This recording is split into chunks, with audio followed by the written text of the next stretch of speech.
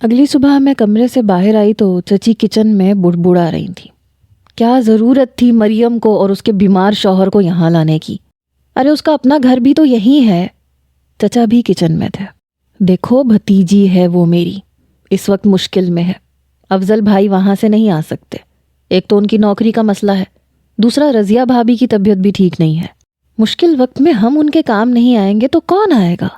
کل کو ایسا مشکل وقت تم پہ بھی آ سکتا ہے، اور اپنے ہی اپنوں کے کام آتے ہیں۔ خبردار جو تم نے مریم کے سامنے کوئی ایسی بات کی تو۔ آپ کو مجھ پہ ترس نہیں آتا؟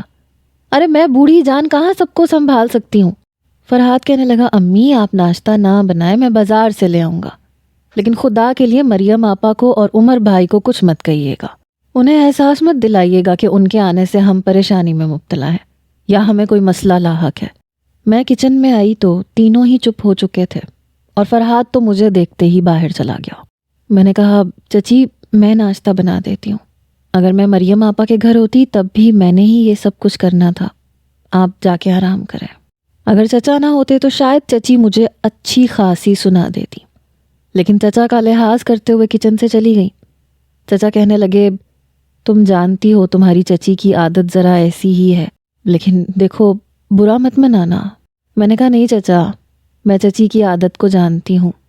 میں نے سب کے لیے ناشتہ بنایا، مریم آپا بھی آ کے بیٹھی۔ عمر بھائی بالکل چپ سے ہو گئے تھے، کسی کو پہچان ہی نہیں رہے تھے، اپنے ہی بچوں کو اجنبی نظروں سے دیکھ رہے تھے۔ کبھی کبھی ان کے سر میں اتنی شدت سے درد ہوتا کہ مریم آپا کو بھی بلا وجہ مارنے لگتے۔ اس وقت ایک فرحاد ہی تھا جو انہیں سنبھالتا تھا، اور ایسا درد اکثر ان کو رات کے وقت اٹھتا تھا۔ رات کے 2 بجے چلانے کی آواز پہ ہم سب اٹھ بیٹھتے۔ مریم آپا کمرے کا دروازہ کھول کے سوتی تھیں، وہ روتے ہوئے باہر آ جاتی۔ اسی وقت فرحاد اٹھتے ہی ان کے کمرے میں چلا جاتا، عمر بھائی کو سنبھالنے لگتا، حالانکہ عمر بھائی اسے بھی مارنے لگتے۔ میرا سر پھٹ جائے گا، کون ہو تم لوگ؟ خدا کے لیے اس درد کو کم کر دو ورنہ میں مر جاؤں گا۔ ان کی حالت دیکھ کے میرے اپنے آنسو نہیں رکتے تھے، اور مریم آپا کا رو رو کے برا حال تھا۔ پہلی بار مجھے لگا جیسے میں نے بہت بڑی غلطی کر دی۔ وہ شخص بنا کسی لالچ کے میرے بہنوئی کی مار کھاتا تھا، انہیں سنبھالتا تھا۔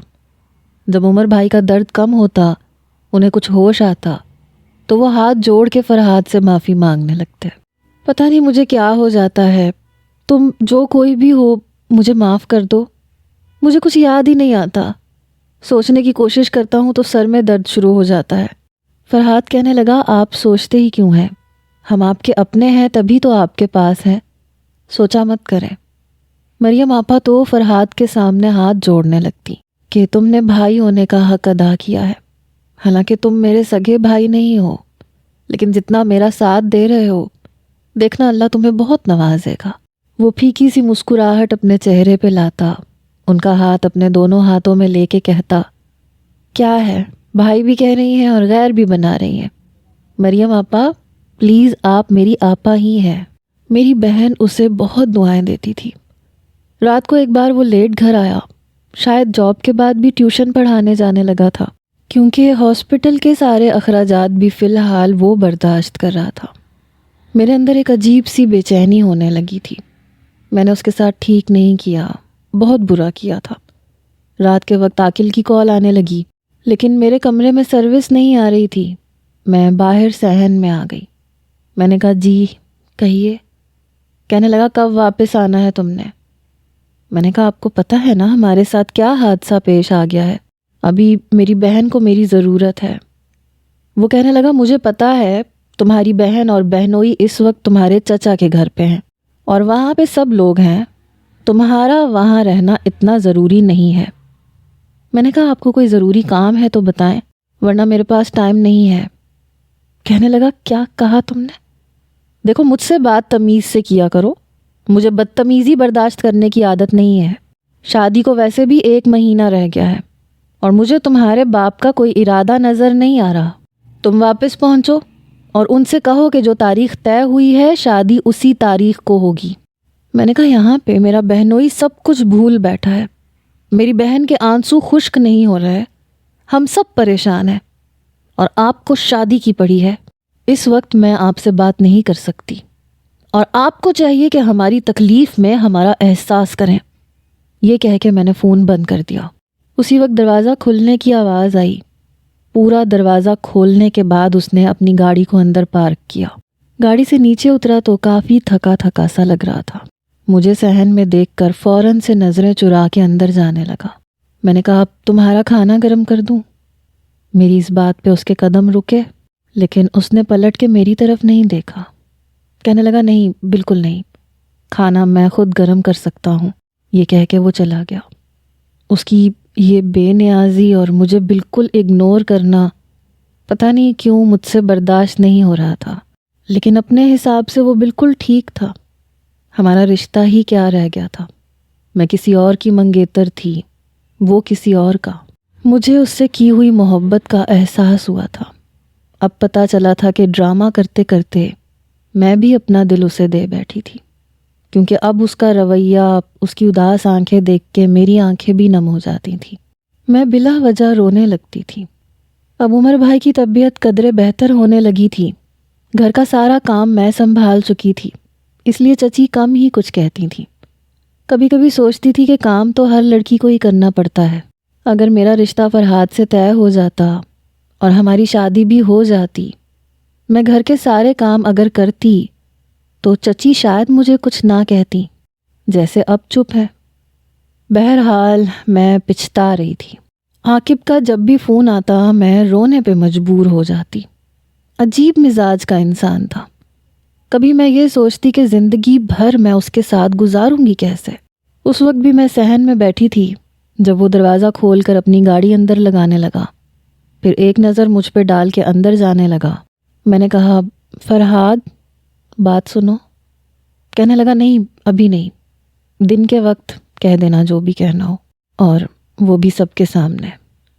یہ کہہ کے وہ اپنے کمرے میں جا چکا تھا۔ پتہ نہیں کیوں لیکن میں بہت روئی۔ کافی دیر چارپائی پہ بیٹھی روتی رہی۔ پھر میری نظر اس کے کمرے کی بیرونی کھڑکی پہ پڑی جو صحن میں ہی کھلتی تھی۔ وہ کھڑکی کھولے مجھے دیکھ رہا تھا، لیکن جیسے ہی نظروں کا تصادم ہوا، پردہ آگے کر کے پیچھے ہٹ گیا۔ میں نے اپنے آنسو صاف کیے اور اپنے کمرے میں چلی گئی۔ صبح میں ناشتہ بنا رہی تھی تب وہ کچن میں آیا۔ عمر بھائی صبح صبح ناشتہ کرتے تھے، تب سب سو رہے ہوتے تھے، اور وہ بھی آفس صبح ہی جاتا تھا۔ میں عمر بھائی کے لیے اور مریم آپا کے لیے ناشتہ بنا رہی تھی جب وہ کچن میں آیا۔ کہنے لگا، اب تم چاہو تو کوئٹہ واپس جا سکتی ہو۔ میں نے کہا، میں نے آپ سے مشورہ نہیں مانگا۔ پھر کہنے لگا، آئی ایم سوری لائبہ۔ مجھے حیرت تھی کہ معافی کیوں مانگ رہا ہے۔ میں نے کہا، سوری کس بات کے لیے؟ کہنے لگا، مجھے نہیں پتا تھا کہ امی اتنا بڑا قدم اٹھا لیں گی۔ میں نے تمہارے ساتھ شاید بہت بڑی زیادتی کر دی۔ ہاں، مجھے یاد آیا کہ اسے تو سچ پتہ ہی نہیں تھا کہ میں نے ڈرامہ کیا تھا۔ وہ تو ابھی بھی یہی سمجھ رہا تھا کہ جو کچھ ہوا وہ چچی کی وجہ سے ہوا ہے۔ میں نے کہا، نہیں کوئی بات نہیں، جب قسمت میں ملنا نہ لکھا ہو تو پھر کوئی بھی بہانہ بن جاتا ہے۔ کہنے لگا، تم اپنی منگنی سے خوش ہو؟ میں نے کہا، تم خوش ہو؟ کہنے لگا، امی خوش ہے، اور سمجھ میں آ گیا ہے کہ رشتے جوڑنے میں اگر ماں باپ رضامند ہوں تو انسان کو ہار مان لینی چاہیے۔ لیکن میں نے تصویر دیکھی تھی تمہارے منگیتر کی، کافی ہینڈسم ہے۔ میں نے کہا، میں نے بھی چچی کے موبائل میں تمہاری منگیتر کی تصویر دیکھی تھی، مجھ سے زیادہ خوبصورت ہے، تم اس کے ساتھ بہت خوش رہو گے۔ کہنے لگا، اب شاید نہیں رہ سکتا۔ میں نے برجستہ اس کی طرف دیکھا تو اپنی نظریں چرا گیا، پھر چائے کا کپ لے کے باہر چلا گیا۔ اب تو میں بھی عاقل کے لیے دل میں ایسے کوئی جذبات نہیں رکھتی تھی۔ سوچ رہی تھی کہ ایسا کیا کروں کہ سب کچھ ٹھیک ہو جائے۔ ایسے ہی میں سورہ یاسین پڑھ رہی تھی تو اس میں ایک وظیفہ لکھا ہوا تھا کہ جو یہ وظیفہ پڑھے اس کے من کی مراد پوری ہو جاتی ہے۔ وظیفہ اللہ تعالیٰ کے ناموں کا تھا اور تعداد بہت زیادہ تھی، 7 دن پڑھنا تھا۔ میں نے سوچا کہ اپنی عقل سے تو میں نے سارے معاملات خراب کیے ہیں، اب اللہ سے مانگ کے دیکھتی ہوں، شاید بگڑی ہوئی بات بن جائے۔ رات کو عشاء کی نماز پڑھنے کے بعد، کھانا سب کو دینے کے بعد، میں نے سب سے پہلے فہد اور حوریہ کو سلایا، پھر وضو کر کے جائے نماز بچھا کے میں نے وظیفہ پڑھنا شروع کیا۔ میں نے روتے ہوئے دعاؤں میں اسے مانگا جسے اپنی کم عقلی میں گنوا چکی تھی۔ 7 دن میں نے باقاعدگی سے وظیفہ پڑھا۔ کئی بار نیند سے میری حالت خراب ہوتی تھی، لگتا تھا کہ وظیفہ مکمل نہیں کر پاؤں گی، لیکن میں جاگتی تھی۔ پورے 1.5 گھنٹے بعد وہ وظیفہ ختم ہوتا تھا، پھر میں سوتی تھی۔ عمر بھائی کی طبیعت بھی کافی بہتر ہو چکی تھی۔ میری والدہ مجھے واپس بلا رہی تھیں۔ اسی رات کو مجھے چچی کے کمرے سے بحث کی آواز آئی۔ رات کی خاموشی تھی، میں اپنے کمرے سے باہر آ گئی۔ تم ہوش میں ہو فرحات؟ تم کیا کہہ رہے ہو؟ میں بالکل ٹھیک کہہ رہا ہوں امی، یہ رشتہ آپ کی مرضی سے ہوا ہے، اس لیے مجھ سے آپ کسی بھی قسم کی امید نہ رکھیں۔ آپ یہی چاہتی تھی نا کہ میں لائبہ کو چھوڑ دوں، آپ کی مرضی سے، آپ کی مرضی کی لڑکی سے شادی کروں، تو وہ میں کر رہا ہوں۔ لیکن کل کو وہ آپ کے ساتھ بدتمیزی کرے یا الگ رہنے کا مطالبہ کرے تو میں آپ کا ساتھ نہیں دوں گا۔ آپ کو ویسے ہی چھوڑ دوں گا جیسے کہ راشد بھائی اور منور بھائی نے چھوڑا ہے، کیونکہ وہ لڑکی آپ کی پسند کی آ رہی ہے۔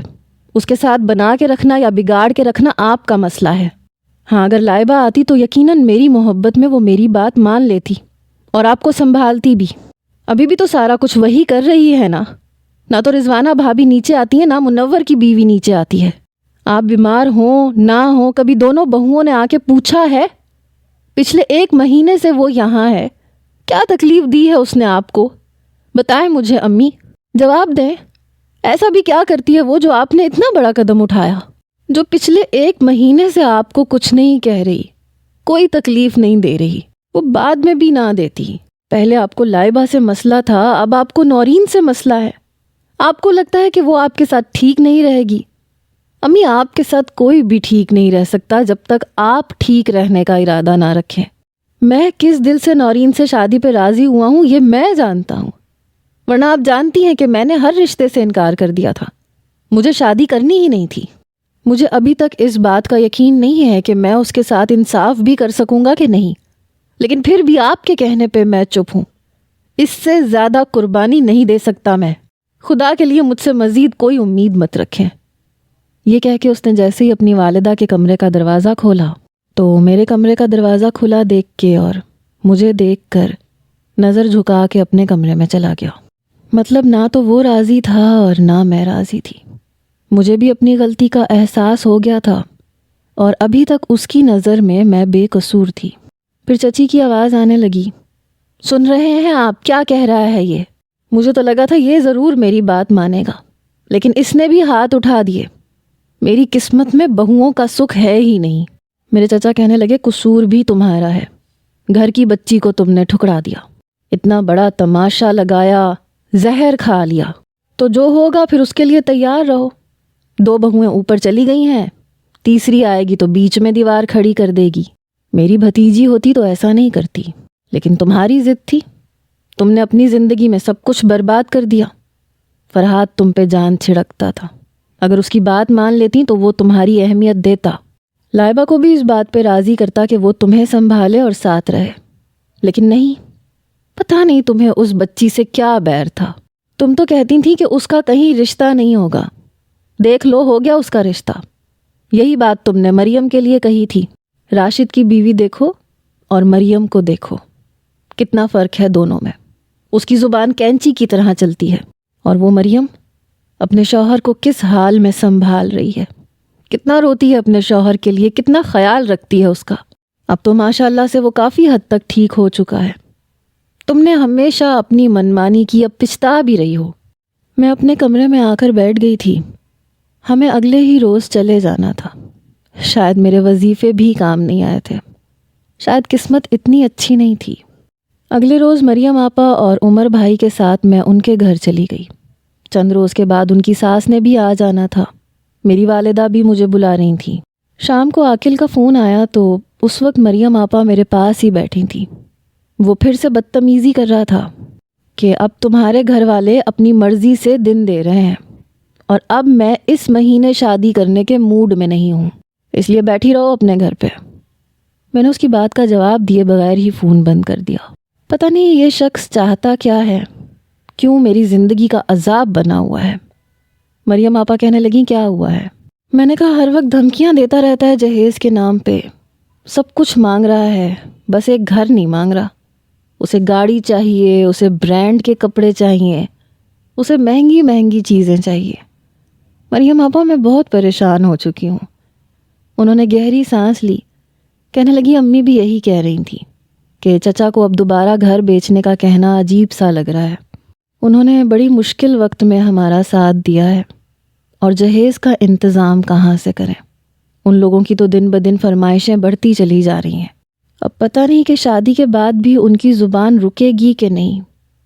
میں نے کہا مریم آپا، امی سے کہہ دیں کہ انکار کر دیں، یہ لوگ کبھی باز نہیں آئیں گے، میری زندگی جہنم بنا کے رکھ دیں گے۔ مریم آپا کہنے لگی مجھے لگتا ہے فرحاد بھی اپنے رشتے پہ خوش نہیں ہے۔ اس دن رات کے وقت چچی سے بہت بحث کر رہا تھا، شاید مریم آپا بھی سن چکی تھیں۔ میں نے کہا چھوڑیں آپ، کافی وقت آگے بڑھ چکا ہے۔ کہنے لگی مجھے صوفیہ نے بتایا تھا کہ تم اسے نہیں چاہتی، تم نے سب ڈرامہ رچایا تھا۔ میں نے نظریں چرائیں، وہ میری طرف ہی دیکھ رہی تھیں۔ کہنے لگی کیا ایسا ہی ہے؟ میں ٹپ ٹپ آنسو بہانے لگی۔ میں نے کہا نہیں آپا، اب شاید ایسا نہیں ہے، بس مجھے پتہ نہیں تھا کہ محبت میں بھی اس سے کر بیٹھی ہوں۔ میں مریم آپا کے ساتھ لگ کے رونے لگی۔ میں نے کہا میں اس سے بہت محبت کرتی ہوں۔ کہنے لگی اچھا رو کیوں رہی ہو، چپ کر جاؤ۔ میں نے کہا اب ساری زندگی رونا ہی ہے، عاقل بالکل بھی فرحاد جیسا نہیں ہے آپا۔ میں نے اپنے ہاتھوں سے ہیرا گنوا دیا، پتہ نہیں کیوں میں بہت روئی۔ مریم آپا مجھے یوں بلک بلک کے روتا دیکھ کے پریشان ہوئی، کہنے لگی بس بھی کر دو۔ پھر سے عاقل کی کال آ رہی تھی، فون مریم آپا نے ہی اٹھایا۔ کہنے لگا بہت چربی چڑھ گئی ہے تمہارے دماغ پہ، لیکن میں اتارنا جانتا ہوں، ایک بار شادی ہونے دو تمہیں بتاؤں گا میں۔ مریم آپا کہنے لگی یہ کس لہجے میں بات کر رہے ہو تم؟ یہ کون سا طریقہ ہے منگیتر سے بات کرنے کا؟ وہ چپ سا ہوا، کہنے لگا آپ کون؟ مریم آپا کہنے لگی میں اس کی بڑی بہن ہوں، اور تم کیا اس سے بدلہ لینے کے لیے شادی کر رہے ہو؟ میری بہن تمہارے ہاتھ کا کھلونا نہیں ہے۔ وہ کہنے لگا اب جانتی ہیں اگر میں انکار کر دوں تو بدنامی کس کی ہوگی؟ مریم آپا کہنے لگی کسی کی بھی نہیں ہوگی، تمہیں انکار کرنا ہے کر دو، تم نہیں کرو گے تو ہم کر دیں گے۔ تم جیسے شخص کے ساتھ شادی کرنے سے بہتر ہے کہ میری بہن شادی ہی نہ کرے۔ مریم آپا نے فون بند کر دیا۔ میں نے کہا یہ آپ نے کیا کیا؟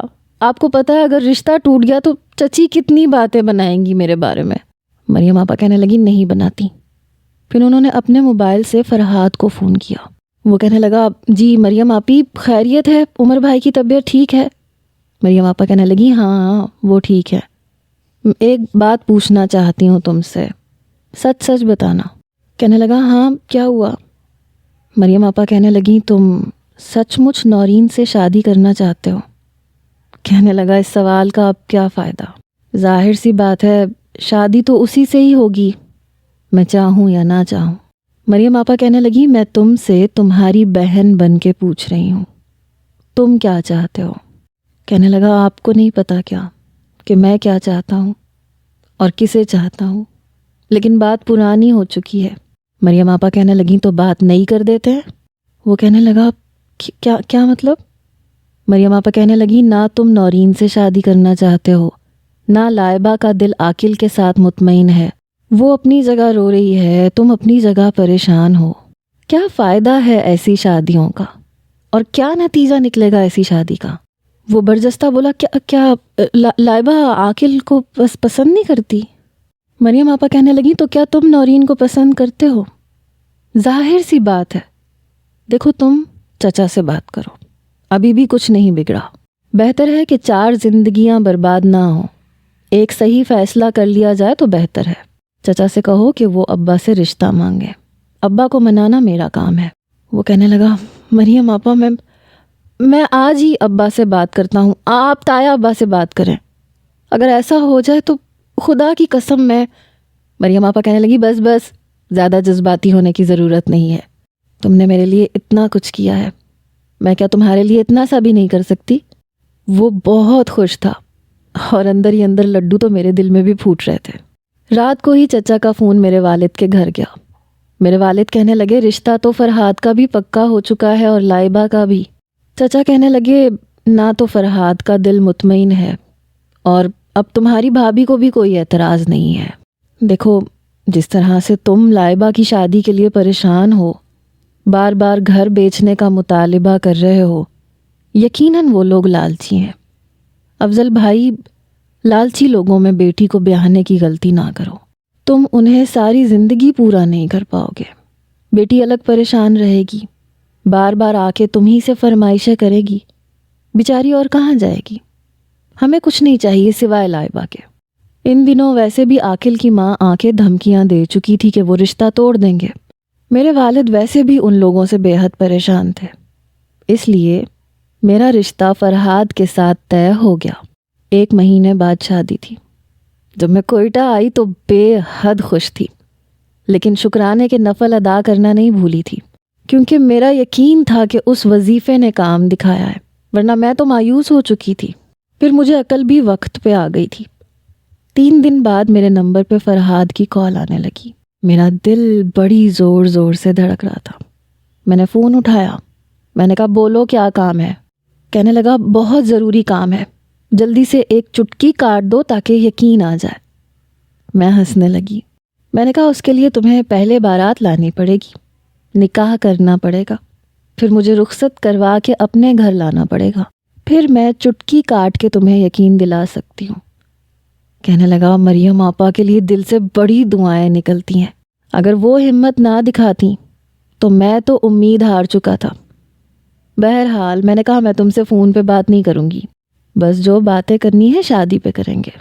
کہنے لگا، نہیں، بالکل بھی نہیں، لائبہ دیکھو یہ ظلم ہے۔ لیکن میں فون بند کر چکی تھی۔ وہ بار بار کال کرتا رہا، میں نے اس کا فون نہیں اٹھایا۔ شادی تک میں نے اس کی ایک بھی کال اٹینڈ نہیں کی۔ شادی کے لیے ہمیں ملتان آنا پڑا، مریم آپا کے گھر۔ عمر بھائی بالکل ٹھیک ہو چکے تھے، ان کے والدین بھی آ چکے تھے، صوفیہ بھی اشرف بھائی کے ساتھ پہنچ چکی تھی۔ مجھ سے کہنے لگی، یہ سب کیسے ہوا؟ یہ تمہارا کون سا نیا ڈرامہ ہے؟ سچ سچ بتاؤ مجھے۔ میں نے کہا، بس ہے ڈرامہ، چچی کو ساری زندگی مزہ جو چکھانا ہے۔ چچی نے جو کچھ ہمارے ساتھ کیا بدلہ بھی تو لینا ہے، اور پھر فرحاد کو فرحاد بننے کا اتنا ہی شوق ہے تو میں نے سوچا کہ میں بھی شیریں بن جاتی ہوں، اس میں زیادہ فائدہ ہے۔ صوفیہ ابھی بھی تذبذب کا شکار تھی۔ پھر زیادہ بات کرنے کا موقع بھی نہیں ملا۔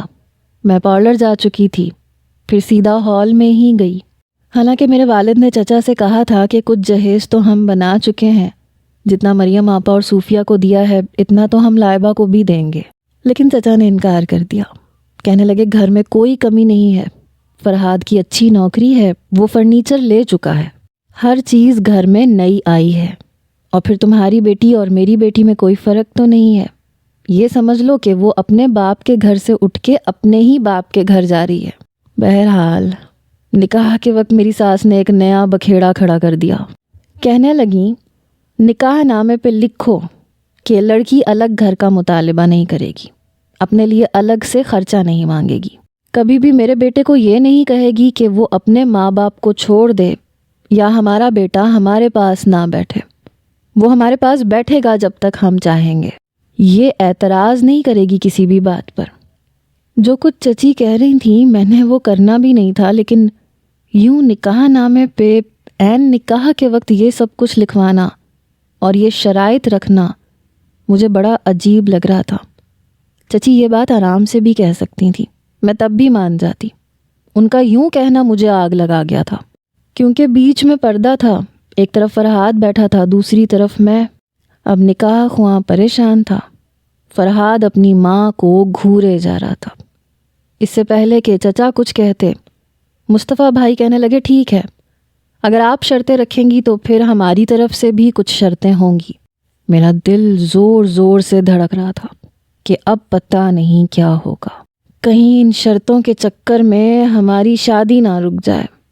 یہ سن کے فرحاد مصطفیٰ بھائی کی طرف دیکھنے لگا، پھر میری طرف دیکھنے لگا۔ میں بے حد پریشان تھی۔ عمر بھائی کہنے لگے، مصطفیٰ کون سی شرطیں رکھنی ہیں اب؟ وہ کہنے لگا، نہیں، اگر چچی شرطیں رکھیں گی تو پھر ہم بھی شرطیں رکھیں گے، ہمیں ان کی شرطیں منظور ہیں۔ میری بہن کبھی بھی الگ گھر کا مطالبہ نہیں کرے گی، یہ ان کے ساتھ رہے گی، انہیں ماں باپ بھی سمجھے گی اور فرحاد سے الگ سے خرچہ بھی نہیں مانگے گی، لیکن یہ لوگ حق مہر ڈبل لکھیں گے۔ میری چچی کہنے لگی دماغ تو خراب نہیں ہو گیا تمہارا؟ پہلے ہی 5 تولہ زیور ہم حق مہر میں لکھوا رہے ہیں اور یہ بہت بڑی رقم ہے۔ وہ کہنے لگا تو آپ 5 تولہ زیور نہ لکھواتے، 5,000 بھی لکھوا دیتے تو ہمیں تو اعتراض نہ ہوتا۔ لیکن چچی آپ نے اب شرطیں رکھی ہیں، شرطیں آپ نے رکھی ہیں، تو پھر آپ کو ہماری شرطیں بھی قبول کرنی پڑیں گی، کیونکہ ہم نے آپ کی شرطوں پہ انکار نہیں کیا۔ اس بار فرحاد کہنے لگا ٹھیک ہے، آپ حق مہر ڈبل لکھوا لیں۔ میرا بھائی کہنے لگا میری بہن پہ کوئی بھی کبھی بھی ہاتھ نہیں اٹھائے گا، چاہے لڑائی جھگڑا جتنا مرضی بڑھ جائے، نہ فرحاد ہاتھ اٹھائے گا نہ اس کے سسرال میں سے کوئی۔ یہ سن کے چچی کہنے لگی یعنی کہ تم لوگوں کے دل صاف ہیں ہی نہیں۔ وہ کہنے لگا چچی شرائط آپ نے شروع کی تھی، ابھی تو میری تیسری شرط باقی ہے۔ چچا بالکل چپ سے ہو گئے، میرے والد اپنی جگہ پہ پریشان تھے۔ عمر بھائی کہنے لگے مصطفیٰ بس کر دو۔ وہ کہنے لگا نہیں عمر بھائی پلیز، تیسری شرط یہ ہے کہ آپ کا بیٹا میری بہن کو طلاق نہیں دے گا کسی بھی قیمت پہ، اور اگر اس نے طلاق دینے کے بارے میں سوچا یا ایسا کچھ بھی فیصلہ کیا تو آپ کا یہ پورا گھر میری بہن کے نام پہ ہوگا۔ چچا نے غصے سے چچی کی طرف دیکھا کیونکہ بات انہوں نے شروع کی تھی، ابھی بھی ان کا دل صاف نہیں تھا، حالانکہ میں بالکل اپنا دل صاف کر کے ان کے گھر جا رہی تھی۔ چچا کہنے لگے ہاں ٹھیک ہے، ہمیں ہر شرط منظور ہے۔ چچی کہنے لگی یہ کیا کہہ رہے ہیں آپ؟ وہ کہنے لگے بات تم نے شروع کی تھی، اپنی مرضی کی شرائط تم نے رکھ لی نا، اب ان کی شرطیں بھی ماننی پڑیں گی۔ چلیں مولانا صاحب نکاح شروع کریں اور شرائط بھی لکھ لیں۔ نکاح کے وقت عجیب سی بدمزگی پیدا ہو چکی تھی۔ دودھ پلائی کی رسم پہ میری بہنوں نے کچھ نہیں مانگا کیونکہ سبھی کے دل خراب ہو چکے تھے، لیکن پھر بھی فرحاد نے 20,000 دیا تھا۔ میری چچی کے ماتھے پہ بل پڑے ہوئے تھے۔ میری رخصتی ہو گئی، میں گھر آئی تو رخسانہ بھابھی اور منور بھائی کی بیوی مجھے فرحاد کے کمرے میں بٹھا کے کمرے سے باہر چلی گئی۔ کمرہ پھولوں سے سجا ہوا تھا، بہت خوبصورت لگ رہا تھا، لیکن میرا دل بہت خراب ہوا تھا۔